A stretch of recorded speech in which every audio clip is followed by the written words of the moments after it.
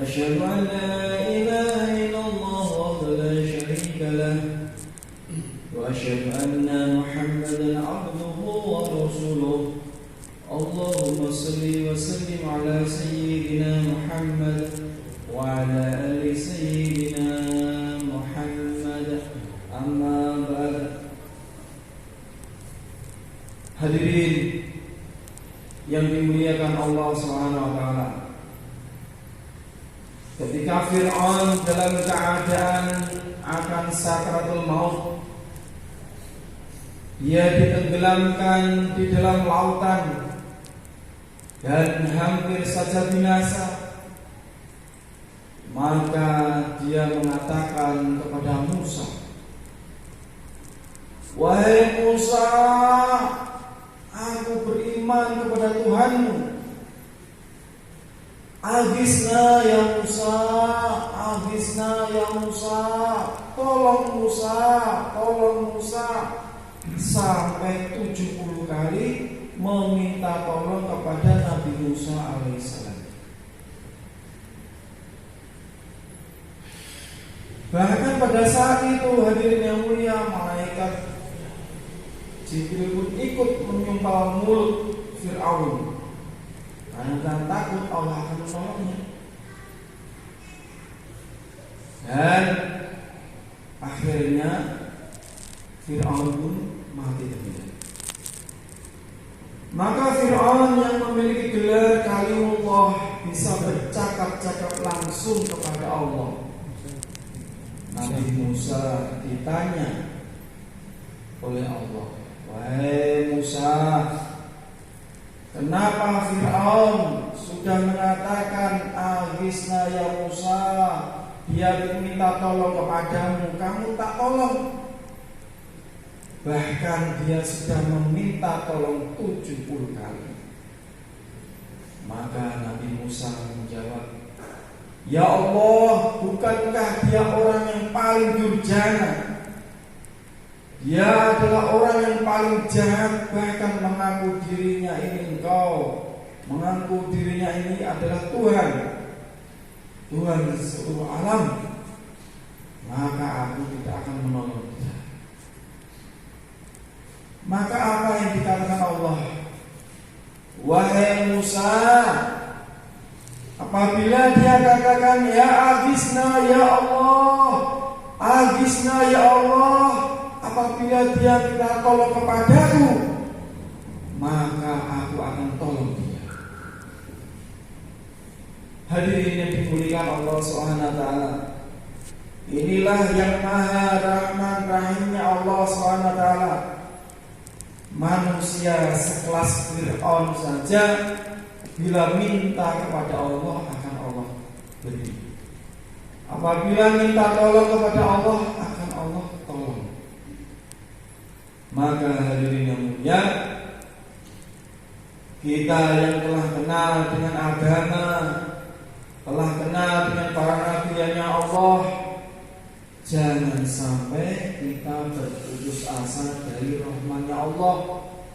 Jangan sampai kita berputus asa dengan ridhonya Allah. Kita ini mau usaha apa hari ini? Banyak orang usaha, siang malam usaha di dalam pertanian. Ada yang siang malam usaha dalam peternakan. Ada yang siang malam usaha atas perdagangan.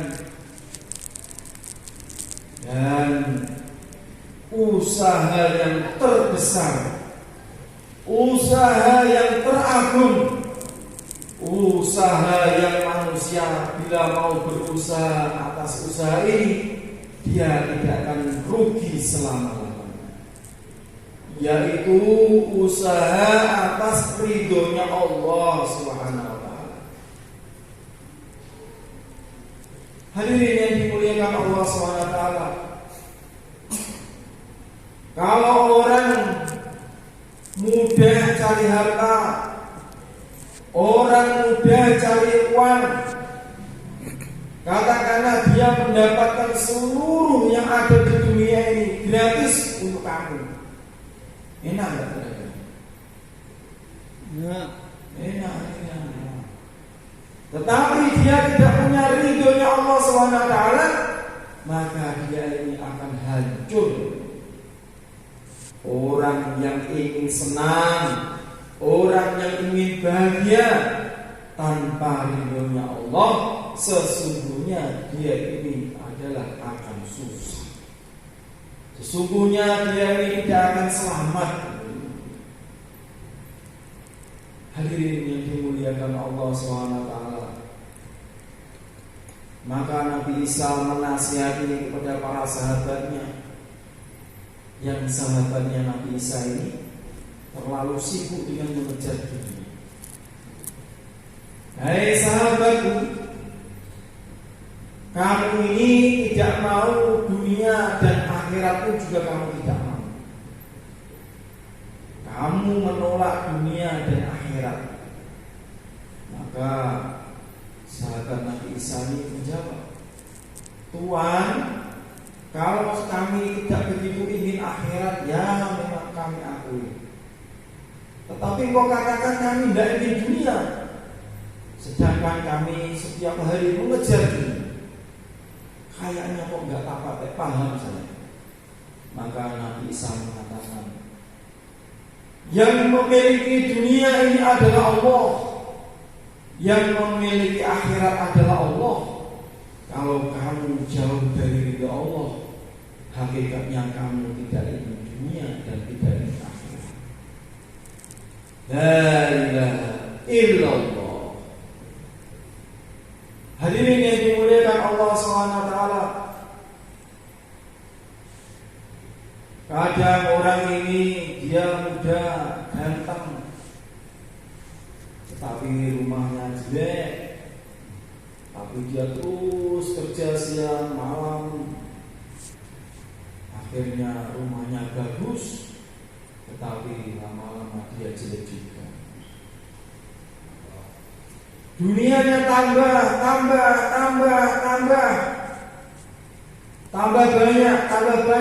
banyak, tetapi umurnya tambah lagi, mati, habis semuanya. Dulu kamu ini jelek, mobilmu mogokan. Sekarang mobilmu bagus, kamu yang ganti mogok. Dengkulmu uklik-uklik asam urat, jantungmu mogok-mogok, kadang-kadang tersumbat. Dulu mobilmu ini mogokan, sekarang kamu mogokan. Sekarang mobilmu ini lurus, malah kamu jalanmu miring-miring. Hadirin yang dimuliakan Allah SWT, ada seorang pengusaha di Jakarta. Ini orang kafir. Dia memiliki banyak perusahaan, banyak sekali perusahaan. Ada perusahaan bakso, perusahaan macam-macam. Kaya raya. Tapi dia mengatakan,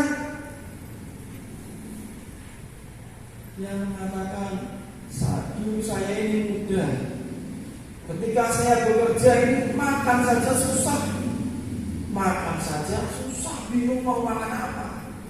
Sekarang saya punya banyak perusahaan, tetapi dokter melarang saya untuk makan macam-macam, hanya minum air putih, makan hanya yang lembut-lembut saja, makan bubur. Punya banyak sapi, banyak kambing, tidak boleh makan daging kambing. Kemudian dia tadi mengatakan, ya suatu kasihan hidup kamu. Ini belum, sebentar lagi benar.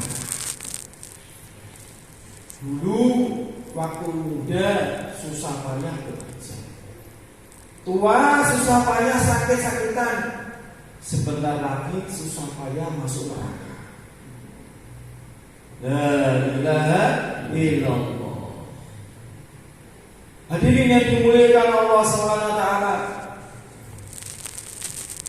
Maka bagaimana kita yang telah mempunyai iman Islam, kenal dengan sholat, bagaimana kita usaha agar kita tambah hari menyempurnakan sholat. Orang kampung pahamnya ibadah yang tertinggi ini adalah ibadah haji. Ulang dipanggil Pak Haji,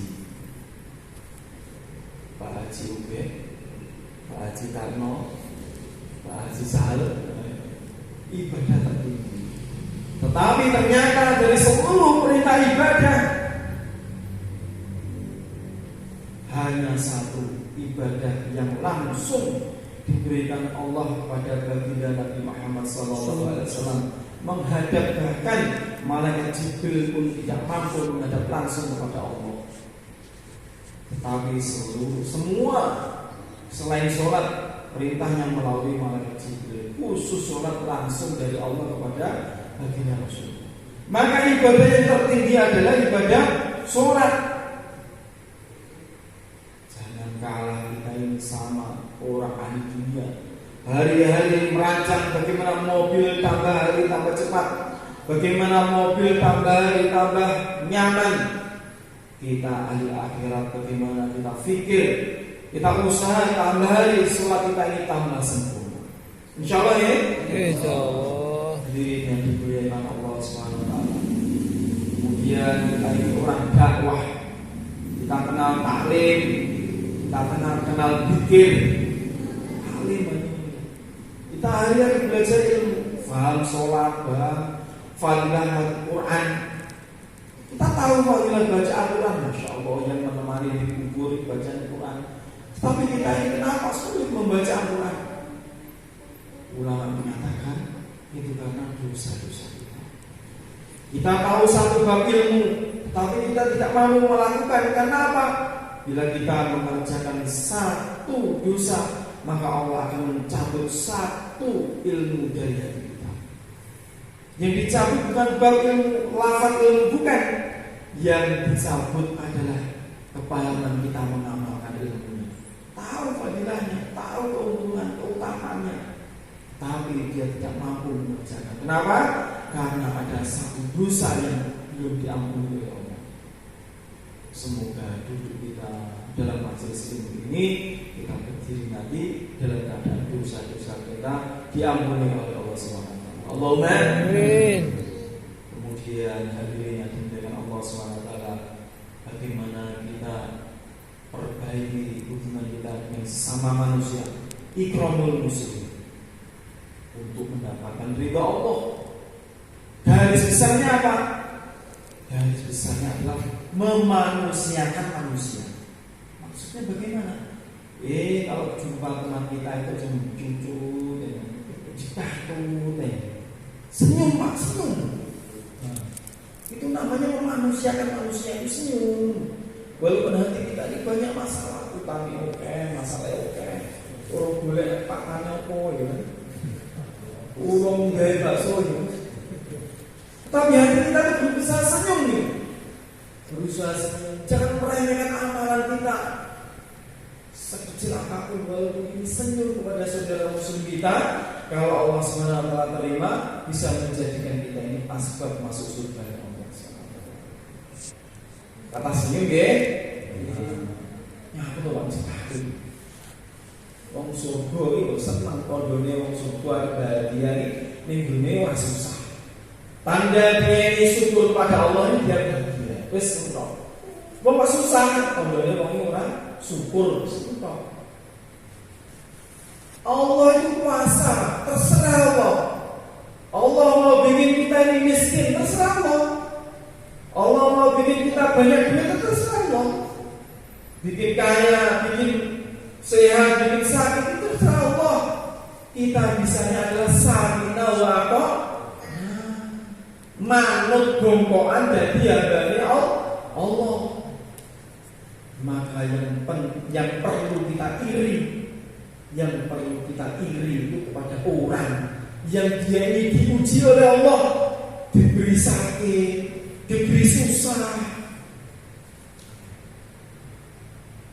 kehilangan orang yang dicintainya, kehilangan pekerjaannya, tapi dia ini masih istiqomah ibadah, masih istiqomah ibadah, masih istiqomah dakwah. Itu yang diinginkan, Pak. Mendapat ujian berat tapi masih di jalannya Allah SWT. Mendapatkan ujian berat, susah-susah tapi dia masih berusaha mendapatkan ridhonya Allah. Tetapi kebanyakan kebodohan kita ini iri apa yang dia dapatkan, nikmat-nikmat dari Allah. Ini kuasa Allah, Pak. Terserah Allah mau bikin kita apa. Allah kuasa. Maka orang yang iman, orang yang dapat ridhonya Allah itu bentuknya bagaimana itu? Sakti gunane ini untung. Wong sing duwe duit, nek duwe iman karo Allah ditakdiri duit oke, duwite diinfak. Nek ora duit tapi nek duwe iman, paham? Berarti Allah maringi ganjaran sabar. Mlebu swarga luwih dhisik daripada wong sing sugih. Wong sing duwe iman tapi diparingi sakit, oh paham, bumi dosa. Wong sing iman diparingi sehat, paham. Tapi nek wong sing ora iman diwe sehat, nguyur ning. Maka malaikat heran. Malaikat heran, terutama malaikat Malik sejak diciptakannya neraka, dia diberitahu menjaga neraka, tidak pernah senyum, Pak. Saking ngerinya neraka. Kenapa? Padahal neraka itu bukan untuk malaikat, untuk manusia dan jin. Tapi saking takutnya tidak pernah senyum, Pak. Dan kita ini diciptain neraka, bunyi cekak ada. Ora pate wedi. Iki suatu ya ora pate pengin. Jadi kadang itu heran orang yang menuju surga, orang yang malah nangis-nangis, susah-susah. Tetapi jalan menuju neraka, orang yang malah jingkrak-jingkrak gak karu-karuan. Maka orang itu terbagi menjadi 3 golongan dengan adanya akhirat. Yang pertama, dia taat pada Allah, takut neraka, mengharap surga. Kemudian golongan yang ketiga, tidak takut, mereka maksiat pada Allah. Nah, yang kedua ini yang aneh, ramah tak peduli. Bersorak, bingung, Pak. Golongan yang kedua. Maka hadirin yang dimuliakan Allah SWT, untuk mendapatkan ridhonya Allah bagaimana senantiasa kita ini meluruskan niat-niat kita. Cek terus sebelum tidur, kita diluruskan niat. Tadi saya keluar 3 hari niatnya apa sih? Diluruskan lagi, terus diistighfar. Kemudian yang terpenting hadirin mulia, kita ini menyempurnakan kerja. Kita semuanya punya kerja, jadi tentara, jadi PNS, jadi pengusaha bakso, jadi peternak, macam-macam, BUMN, office boy, penjaga lapas, macam-macam. Tetapi ingat, Nabi itu kerjanya satu, yaitu kerja dakwah. Salah satu dakwah paling mudah ini adalah mengajak orang taat kepada Allah. Dikatakan sahabat Nabi namanya Abdullah mikir renung. Ini mikir apa? Tanggal di kanjeng Pulau mikir ya Rasulullah. Pulau mikir bagaimana Allah ini menciptakan dunia ini. Oh, kowe mikir sesaat ini tentang Allah menciptakan dunia, ganjaranmu ibadah setahun. Ada lagi sahabat Nabi yang namanya Abu Hurairah, dia merenung juga memikir sesaat. Dia merenung, ditanya sama Nabi, kamu merenung apa sesaat tadi? Kalau mikir, niku Allah nyiptakan surga, neraka itu sepundi. Mikirmu kuwi koyo ibadah 7 tahun. Maknanya bagaimana? Kalau orang ibadah dan mau mikir tentang akhirat, tambah lagi 7 tahun ibadah. Dan ada sahabat Nabi yang paling tinggi imannya yaitu Abu Bakar. Beliau mikir merenung, apa yang kamu renungkan sesaat tadi? Saya mau meninggal ya Rasulullah, bagaimana agar umatmu ini masuk surga semuanya? Hei Abu Bakar, fikirmu sesaat mengenai bagaimana umat ini semua masuk surga, mikir tok sesaat, mikir ben wong mlebu surga kabeh padha karo ibadah 70 tahun. Nek gelem ibadah karo mikir kancane tanggane padha karo ibadah iki tambah 70 tahun. Masyaallah. Apa meneh gelem marani tanggane ngecak salat masyaallah. Mboten mung mikir, niku mboten tenang mikir tapi nggih dideni. Kemudian bagaimana di sini masjidnya ada taklim. Kalau ada taklim hadirin mulia, Nabi katakan barang siapa setelah sholat fardu mendirikan majelis ilmu, maka baginya pahala haji umroh sempurna, seperti haji umroh sempurna. Kan ujungnya kok lumayan koyok artis. Nah, ya, lumayan yang koyok ini, koyok artis. Niki pahalanya koyok haji dan umroh.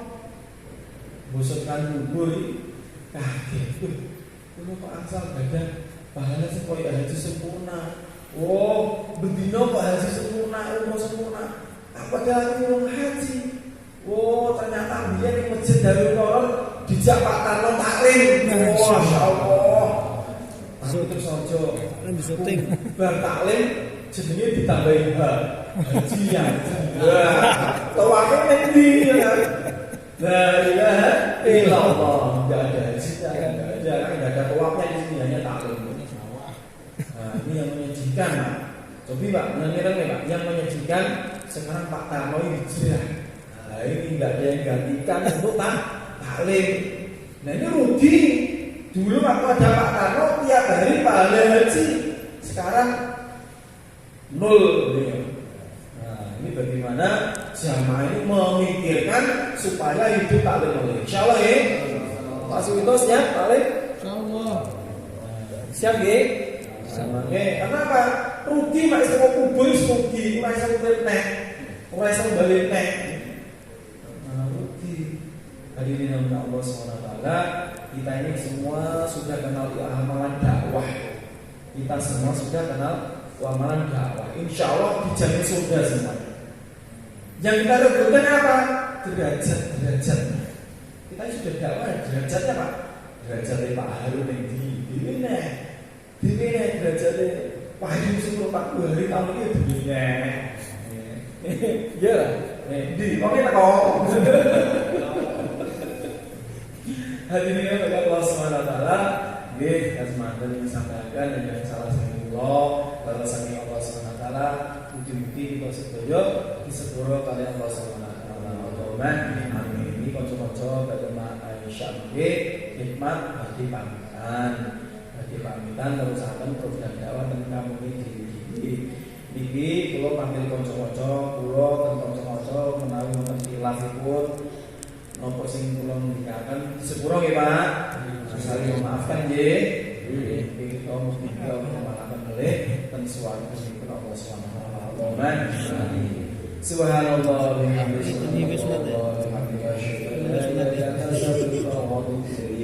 Assalamualaikum warahmatullahi wabarakatuh.